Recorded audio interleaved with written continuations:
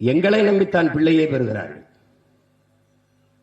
அவர்கள் ஓராண்டு பால் ஊற்றி அதோடு நிறுத்தி விடுகிறார்கள். உனக்கு உயிர் போகிற நிலையில் உயிர் பால் ஊற்றினால் உன் தாய், உயிர் போகிற நிலையில் இறுதி பால் ஊட்டுவதும் நான் தான். பசுதான் கடைசி பால் உன் தாயின் மார்பிலிருந்து ஊற்றப்படுவதில்லை. என் உடன் பிறந்தானே பசுவின் பாலைத்தான் ஊட்டுகிறார்கள். இறுதி பால் ஊட்டுகிற தாய் நம் முன்னாடி கூடி நிற்கிற இந்த பசுக்கள் தான் என்பதை அறிவார்ந்த தமிழ் சமூக மக்கள் புரிந்து கொள்ள வேண்டும்.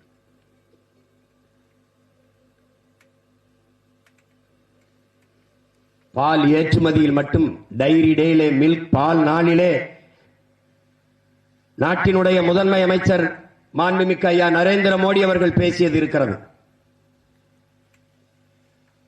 பாலிலே மிகப்பெரிய சந்தை இருக்கிறது, அதிலேயே நாம் தற்சார்பு பொருளாதாரத்தில் தற்சார்பை அடைய முடியும் என்று பேசியது இருக்கிறது.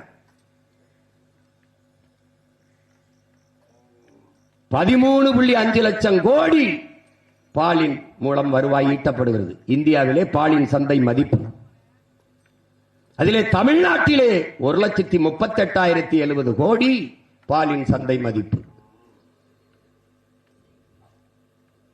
ஆனால் மனிதர்கள் நீங்கள் 1,38,070 கோடி பாலின் சந்தை மதிப்பு, அதை விட்டு நீங்கள் 50,000 கோடிக்கு சாராய வித்து குடிக்க வச்சு எண்ணற்ற தாய்மார்களின் தாலி அறுத்துக் கொண்டிருக்கிறீர்கள்.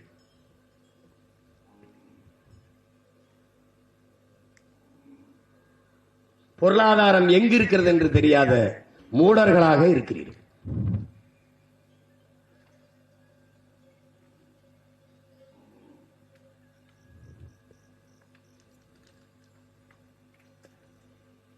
நாங்கள்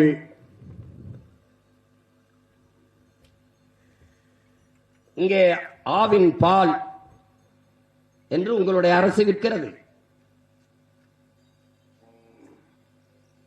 பால்வளத்துறை என்று வைத்திருக்கிறது, கால்நடை துறை என்று வைத்திருக்கிறது. அதெல்லாம் எதற்காக வைத்திருக்கிறது? ஆவே இல்லாத, மாடுகளே இல்லாத மாட்டுப்பாலை எப்படி உங்களால் மக்களிடத்தில் ஏமாற்றி விற்க முடிகிறது? எப்படி விற்க முடிகிறது? கால்நடை துறை என்று வைத்திருக்கிறார்கள், அதற்கு வேற என்ன? கால்நடையை பற்றி கவலையப்படாத ஒரு துறைக்கு பேர் கால்நடை துறை என்றால் இது எப்படி நீங்கள் அறிவார்ந்த மனிதர்கள் ஏற்கிறீர்கள்? எப்படி ஏற்கிறீர்கள்?